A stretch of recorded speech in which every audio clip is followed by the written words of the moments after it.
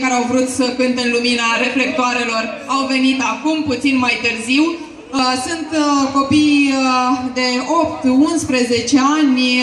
Avem aici și pe Caterina Petruca de 17 ani. Înțeleg că ea este o vedetă locală și dumneavoastră o cunoașteți. În seara asta am făcut și noi cunoștință și cred că o să-mi placă. E foarte simpatică. Și deocamdată o invităm alături de noi pe Alice Prundu de la Clubul Artis cu o vestimentație demențială.